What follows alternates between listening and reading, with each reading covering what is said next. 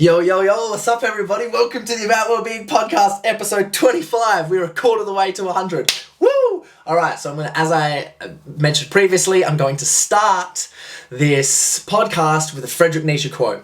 Ponder on this. I might do two. This is the quote. Endure love with oneself. This is art. The finest, subtlest, ultimate, and most patient of all, to endure love with oneself. Here's another one. Only man is hard to bear because he bears many foreign things upon his shoulders. I literally just flicked an open up to these two. I love that. Endure love with oneself. And only man is hard to bear because he bears many foreign things upon his shoulders.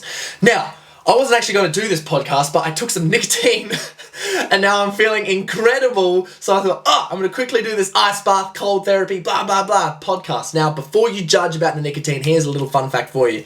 Nicotine is actually a nootropic. And to get to the terminology of nootropic, substances go under very critical assessment to make sure that they actually fit under nootropic. It's very hard for something to come under that term unless it has proven benefits, it's healthy and all the rest of it. Yes, I just said healthy. So a nootropic, the actual definition for it, I'll do a podcast on this another time, but the definition for it is it's supplements or drugs or substances that can improve cognitive function, particularly executive functions, memory, creativity, motivation in healthy individuals. Do I recommend nicotine? No, absolutely not. Unless you're extremely healthy physically and you're extremely healthy mentally and you're very good with addiction and your relationship with addiction is very well, then I recommend nicotine. I've limited myself to 2 to 3 a week, which is what I take, usually Monday, Saturday, Sunday when I create all these things. Friday, Saturday, Sunday when I create all these things. Then I will take one with my coffee. And I'm on a fasting day today. Sorry if I'm talking really fast, but I just feel so good. Only recommend if then. Other than that, don't do it, don't take it, don't waste your time. There's a whole bunch of other nootropics you can take and use, which will improve cognitive function, which is really good. Only recommend if you're extremely healthy. So, cold is gold. I have an article on my website, CoreyBoutwell.com, called Cold is Gold. And I get really deep into the ice baths and things like that. Now, why would I be someone you'd want to listen to for ice baths and cold therapy stuff? I have an ice bath and I get into it every single week. I haven't done contrast therapy yet, so I've got a sauna as well. Just recently got a sauna, and I'm going to do some contrast therapy today. I'm so excited. And basically what that's going to look like is I'm going to be in my sauna, get extremely hot and sweaty, jump in the ice bath for a short period of time, 30 seconds to a minute, and get back into the sauna, wipe myself off, feel real good, get back into the ice bath. And then repeat a few times because there's so many benefits for that, for health and longevity. But I'll get into contrast therapy and sauna in my next podcast. Today, all things cold, ice bath, freezing, all the good stuff. So I'd like to take stock on this. Hold on, I'm just going to adjust the camera a little bit so you can see me really good if you're watching me on the YouTubes.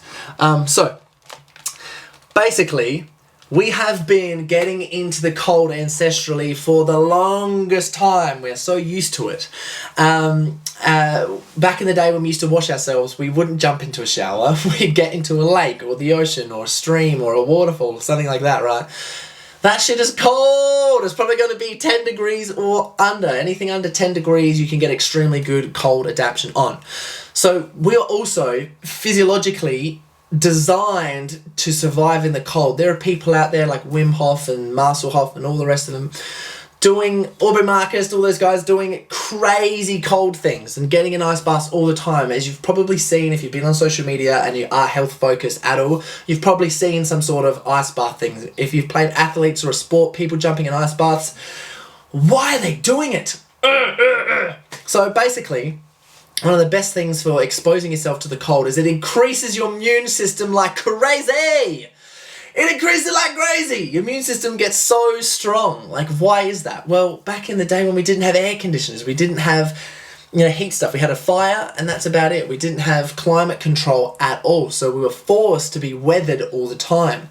And there is a reason for that. Why be weathered? And that is to increase your immune system, your body's adaptation. So if you're getting sick all the time, or you're not feeling extremely good, maybe try to get a little bit cold, man. Try to get a little bit cold.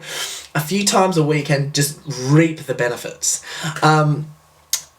Aspects of our life have changed now. Yep, we're so comfortable. So getting cold is extremely important. When we were back in the day, yes, and when we were hunter-gatherers in tribes, we would be cold all the time, going for swims. And I recently just watched the Netflix documentary Octopus Teacher, and the guy he was just talking about the cold and getting cold all the time and how you start craving the cold after a while once you've been in there, because at first it's very shock to the system. Takes you a while to get used to it. But after a certain time of being exposed, you go, I want the cold. I want to feel the cold, because it ends up feeling so good. And you're like, I enjoy this. And that happens every single week when I get to the ice bath. I feel so much resistance before getting into it.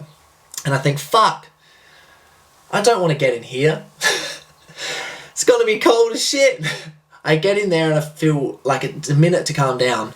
Then I go, I feel so good. Like, let that cold in, soak it in. It feels amazing. So yeah, there's tremendous benefits. I'm just gonna do some quick benefits, just bang, bang, bang. Benefits of why it's good. The cold has extremely benefits, but it will bite you if you do not respect it. It will, and it'll get you good. If you value the benefits of the cold, which we'll get into, spending some time and calm in icy water is really important for your mental strength. That's where the biggest benefits, I believe, come from. Especially like noticing getting into your first time. Whoa, crazy.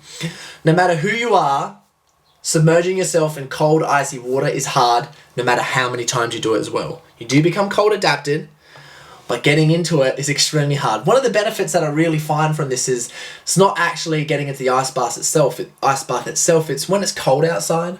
When I go for a swim in the ocean now or something else, because I'm so used to just getting into the ice bath and just overcoming the hurdle of resistance there. Getting into the cold, whether it's outside or in the ocean or something like that, I find it a lot easier to just go, okay, I'm freezing now, because I'm so used to it. I went to a waterfall with my friends not too long ago. We went on a trip out into Deep Creek in South Australia. It's beautiful, as like a little getaway type of thing, and there was a waterfall there. And one of my friends said, let's get in, it's cold, let's get in, let's do it. And I was like, hell no, man, it's going to be freezing in there. And then we got in, we're like, this is nowhere near as bad as the ice bath. So, and it was great. You will fight resistance getting in for a cold soak. Yeah, it's hard to get in. Your human instinct goes, I don't want to get in. And it's a challenge, a mental benefit to actually get into it and stay there. As you adapt to the cold, the less impact the cold has on you, and you build up resilience to it. And the more frequent you get cold, the more your body becomes cold adapted, the longer you can stay in the adapted into the cold environment, which is great. The more cold adapted you are, the more benefits you actually receive. So this isn't just a once-off practice. The more you do it, the more benefits you actually get out of it, which is extremely important.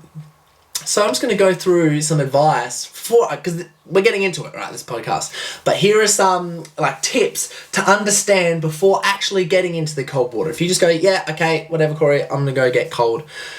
How do I damn do it?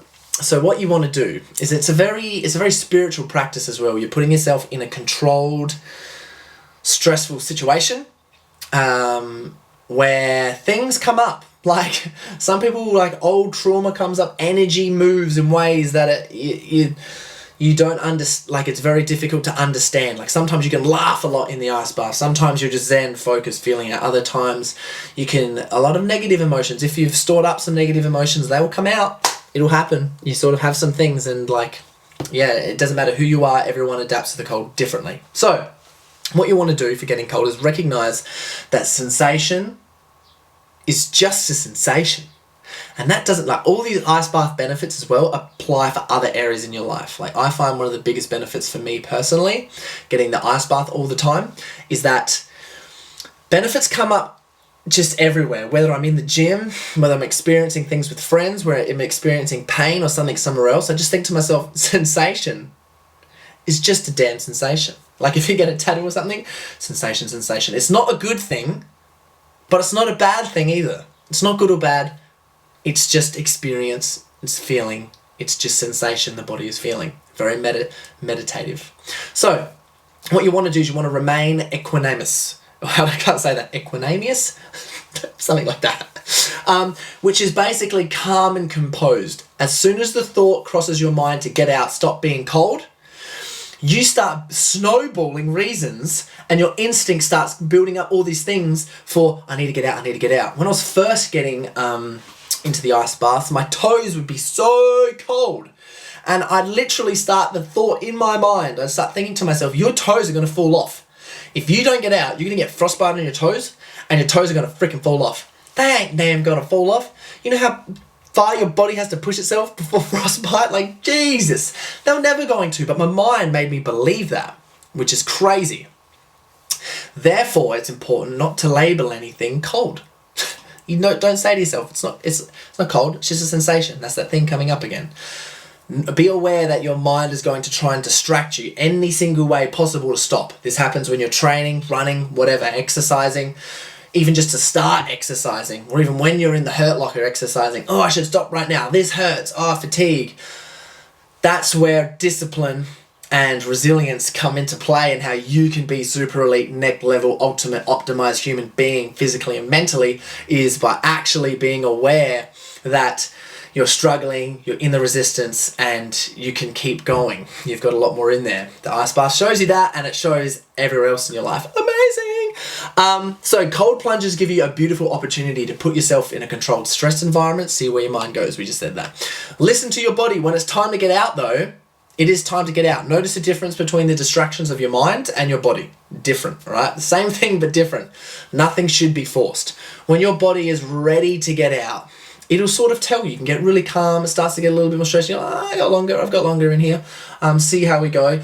Your brain's still going, get out, get out, get out. You're like, no, I've got more. I can feel it in my body. But when it's time to get out, get out. One thing that we like to do in the ice bath, which has a lot more benefits after getting out all the time, is, or even cold showers, but after getting out, is get extremely calm before you get out. Don't set a time. Like a lot of time, we go like, oh, how long are you doing today? 5-6 minutes, something like that. Let's just say for an example. But once you get around about that time for a goal, or when you start to feel like you're ready to get out, then what you do is you lock yourself in, you take 3 to 5 breaths, get as calm as possible, and then jump out. Because what that does is that trains you then not to get out at a certain time. Fuck, I'm fighting it, I get out. That then trains you to be calm, present, and when you get out at that time, that then teaches you for when you're doing other things in your life where you're experiencing resistance or you're struggling, all the rest of it. Then what happens is when you're in that hurt locker, you're in that point of resistance, you go, I'm going to do a few more here. I'm going to get really calm in this stressful state, and then I'm going to get out. That's like the smartest thing we've done with the ice baths. And it's the best feeling. It just portrays so much out of the ice bath than just in it as well. And also, for your first time, do not stay in more than 20 minutes. Don't push yourself for that. 20 minutes is where we start to experience mild hypothermia. We don't want to be getting mild hypothermia. Once you've become cold adapted, only then is when you can start pushing that a little bit further. So, benefits: boost your immune system, improves concentration, improves your mental well-being, increases your willpower and your resistance, increases your energy, like literally, absolute energy, increases blood flow, decreases inflammation, very vasoconstricting, ciliated inflammation. It manages some fibromyalgia symptoms, if you have some, relieves some symptoms of depression, definitely, and anxiety. My God, that forced presence, like you got to force yourself to be present in there, because otherwise you're going to get out. If you're thinking about other things, you get distracted, out you get. Relieves stress, improves sleep, increases your sex hormone. Boom, welcome huge boners in the morning. That's one of the best benefits for sure. Also increases, stimulates vagus nerve activation. Vagus nerve is the nerve that connects your brain to your heart. And if you know anything about neurology and your brain itself, is you have neuroconnectivity heaps in your heart. You have so many in your heart, and your heart and your brain are completely connected. And what that means is basically like, how do I put this without getting into the science? like crazy is that's the question, is basically your readiness, your ability to crush the day, your ability to recover really well and get into a parasympathetic state. Sympathetic state, stress. Parasympathetic state, rest, digest, recovery. Your body is letting its mitochondria heal, right? Letting your mitochondria and your energy increase is where your vagus nerve helps you do that. And it does that by getting activated when it's cold and your neck's underneath the cold and getting stimulated. So like your traps and everything getting in there. That's why releasing your traps was so good. Let your vagus nerve relax and get into it. But it stimulates it almost more than anything else. Gets you in a parasympathetic state. You're going to grow, sleep, feel so much better. God damn. So there's some benefits there. When we get cold, our bodies seek ways to keep warm. Therefore, our bodies also dip into fats, extremely fat burning. You got two different types of fat. White fat and brown fat. Basically, when your brown fat is activated, it burns the shit out of white fat. White fat's actually the fat that you see in your body when you're getting chubby and stuff. Brown fat, most of it's on the top of your back and in your chest, but you store that over a long period of time, and when you activate it and it gets cold, it makes you shiver to actually burn fat. Now, some researchers believe that cold or heat exposure is the most energy burning process that their body is. I forgot the guy, big wave surfer, Hamilton, some guy called Hamilton, who smashes ice baths and stuff, goes into this a lot. Now, it makes a bunch of sense because when we exercise, what happens? Our body gets hot and then we need to cool down. So our body has to burn heaps of energy in order to cool down. So when we're cold, it does the exact same thing. It's got to burn a whole bunch of energy to keep us warm. Thermoregulation burns the most amount of calories than anything. So yes, we have the two different types of fat. White fat accumulate when you eat too much and not exercise enough. Brown fat is very dense and we build it up for a while. It's very rich in iron. So when we start burning it, it's very good. And iron uses a whole lot of oxygen as well, because iron increases hemoglobin. Hemoglobin is the oxygen that gets into your red blood cells, right? Science, bitch. So basically, what happens is when we start shivering, brown fat gets activated and we get cold. Now, the importance of shivering, so how ice baths work, right? It's hard to get in, you overcome resistance, you get into the ice bath, you get shocked for like a minute to 2 minutes. And we haven't called that any zone, it's just like the shock zone basically, is where you're sort of panicking. But what happens is after a certain time, your body gets numb to it. Your body generates this thing called nerve force, which is your nerves and your central nervous system going absolutely fucking nuts, right? In order to calm you the fuck down, and basically increases static electricity between your muscles and your skin. So you got your skin and you got your muscle, right? In between there, static electricity goes absolutely nuts in order to keep you warm. Like there's no difference. Your body doesn't know the difference between water surrounding your body and keeping you cold, because it's just a cold sensation on your skin, other than if it's cold glass or cold metal touching your skin.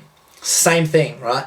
Your body doesn't know the difference. It's just that water is fluid, and it's H2O in our body. It can submerge itself into it. Our whole body can be touching cold at the same time. Now the thing is as well, is our body generates heat. So if you're not moving in the ice bath, the water around you gets a little bit warm as well. So if you're in an ice bath or something, like halfway through a day just to move around a lot, then all the cold's got to move around, makes you really cold. You go, oh damn, it's freezing again.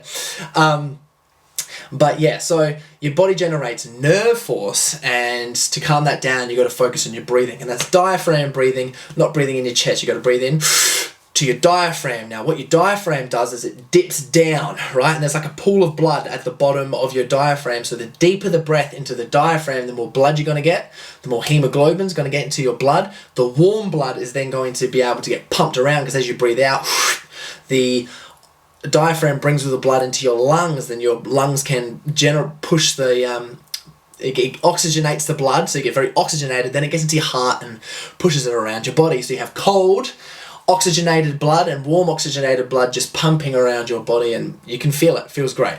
So what happens is once you get in the ice bath and you've gone through nerve force and you get over the shock and your body goes numb and you've generated that layer of static electricity, then you're fine. You experience this moment of absolute bliss when you're in the ice bath. You're like, fuck, I feel so good. And you always keep your hands out too, because your hands are extremities. You want to keep sort of like your head out, your hands out, and your feet out, but you can't keep your feet out. So hello, freezing toes. You got to get through that. But there is benefits. I like to try and dip my head before and after, and sometimes stay as long as possible in the ice bath with your head under, because that activates your hippocampus, your amygdala, and all these different parts of your brain, and sends cold shock proteins into your brain to send them around your body. Cold shock protein is going to help you heal, the amino acids get everywhere, all the rest of it. Now, once you're in the ice bath, you just stay in the zone after you've hit, what we call it is, once you get that threshold and your body goes numb, we say you have now hit chill zone. Chill zone is awesome. You just feel amazing. That's when you get really present and you're focused, and after a certain period of time you start to get really cold, your body starts to make shiver, but you're still experiencing bliss. And that's when you just keep going, you're experiencing resistance, and you go until your body tells you to get out, not your brain. When you get out, you feel fucking fantastic. Your body releases a whole bunch of dopamine, norepinephrine, which is what like cocaine and alcohol and things release when you take those in your brain, and that's hence why you feel so good. Dopamine is when you sense of accomplishment, tick something off the list, feels fucking amazing, right? So you get this huge high. So when we're in the ice bath, it's very meditative, usually very zen. If you're talking, when me and my friends are jumping in the ice bath on a Friday, when someone is zoning in, we try to be very quiet and let them have their moment. But once you get out, boom, woo, big flex, you feel fucking incredible getting out. And that can last, depending how long you get in the ice bath, that zone of just like bliss and feeling amazing lasts for a longer period of time the longer in the ice bath. But what happens is your body then hits this thing called afterdrop. Now, what does afterdrop mean? That's when your body starts physically shivering. That is when you're burning a shitload of fat. And your body shivers to warm you up, and it's going through this process. Now, once you're here, you do not put on a jumper. You can dry yourself off, but you don't put on clothes, you don't get warm, you don't stand under a heater, because what happens is your body's internal core, like your core temperature has decreased, and it's going to have to increase it on the way out. So if you put a jumper or try to get hot on top, now you're sending signals to your upper body, right? Your out body is like, oh, I'm already warm, don't have to worry about it. Now your internal core temperature is going to be still trying to warm up. So you've just confused it. It's trying to warm itself up. So you want to remain cold and shirtless for a while and let your body heat up itself, because otherwise you're fucked and your core temperature will stay cold for hours. I'm talking 12, 24 hours of just, fuck, why am I so cold? You have to keep your jumper or away from the heat for a while and let your internal core temperature move yourself up. That's why you see like Wim Hof and Marcel Hof doing these weird like twisting type of motions to generate your core temperature. We just jump around and stand around for a while and keep moving your legs, get your legs up, twisting yourself and to generate your internal core to heat it up. Extremely important. So then what happens is you're experiencing afterdrop, and then eventually you get out of it. You go, oh, thank God. But what happens is then you have internal shivering, which lasts for a couple of hours after that, which is your brown fat activating. You don't feel like you're shivering. You're not physically shocking yourself, right? It's like the shivering itself is your body's way of telling you to move, to burn calories, to heat itself up. It's just doing that itself. It's like, I'm going to burn these calories and make yourself move because it needs to warm up. Once you've been activated, once you've passed that afterdrop, now you're going to be burning fat for a couple of hours because your brown fat has now been activated, which is fantastic. And we absolutely gotta love that. And that's called non-shivering. So you've got shivering and non-shivering. That happens after the ice bath as part of activating it. Simply just activating it. So heart rate variability is your body's overall health for physical and mental readiness, and that happens when you activate the vagus nerve, and the vagus nerve basically increases your heart rate variability. Heart rate variability is actually when you breathe in, your heart rate beats faster. So you breathe in, it goes boom, boom, boom, boom, boom, boom, boom, boom. When you breathe out, it goes boom, boom, boom, boom. Our heart rate doesn't beat like boom, boom, boom, boom, boom, boom. On like a metronome like that, it doesn't. It increases when we breathe in, and it decreases on the way out. So the faster you can... basically the variability is the faster you can breathe, your heart rate beats when you breathe in, and then the slower it beats when it beats out. So the difference between how fast and how slow.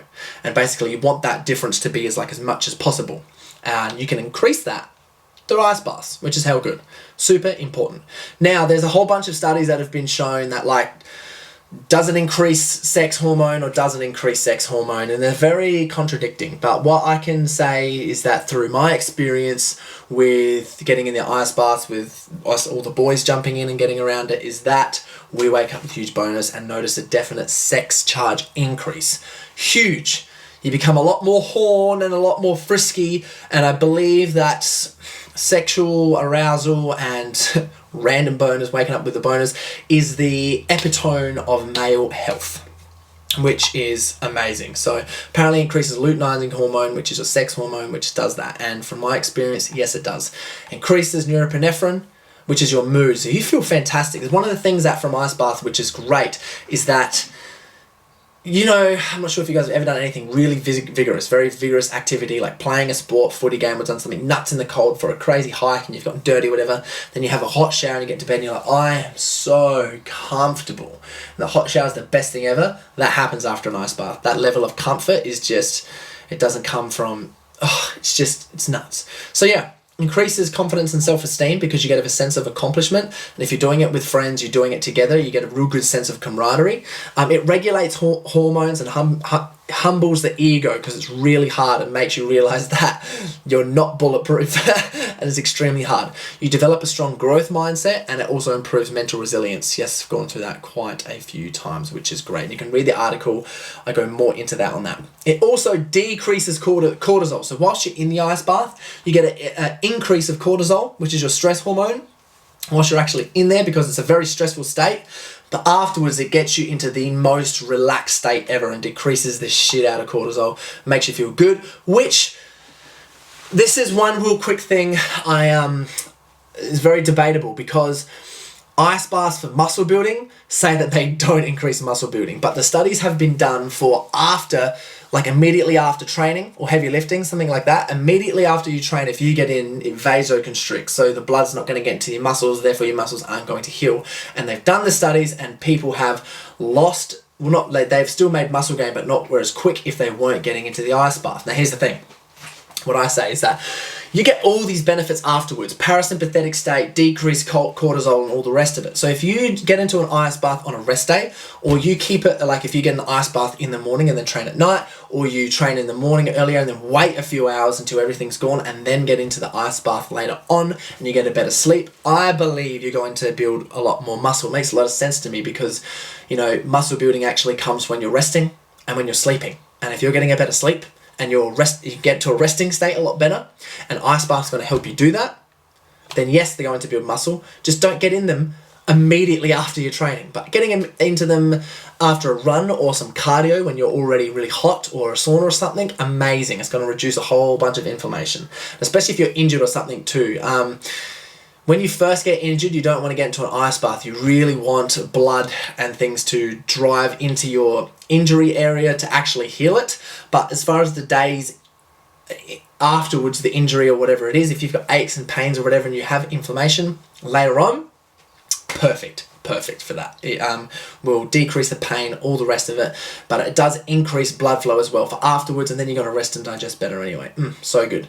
Also extremely good for the diaphragm, because you got to breathe like crazy, because when you get into the cold, it's really quite tough. So for me, when do I get in the ice bath? I try to do it 2 times a week, but it's usually once. I have 2 rest days, Monday and Friday, so I try to get in Monday and Friday. Every Friday, religious as absolute shit with it. So good. So basically, that's all the stuff. So in my opinion, the best time to get into in the ice bath of the day is the morning, but you can also get in there in the afternoon, help yourself get into a better sleep. It's just amazing. It puts you in the best state of feeling really good. So here's some do nots. So don't have a warm hot shower or like hot bath immediately after. Don't do it. Ruin yourself. Don't put clothes on either. That's basically it. Wait at least 2 hours before having a warm shower or something, unless obviously you're doing contrast therapy, going in and out. Do drip dry, let your body shiver to warm yourself up. Do put on light clothes if you need, and then wait 45 minutes to an hour. You can put on pants and shoes after your training, but after the ice bath, but I do like to remain topless for quite a while. Now, really quickly, I've got like 45 seconds left.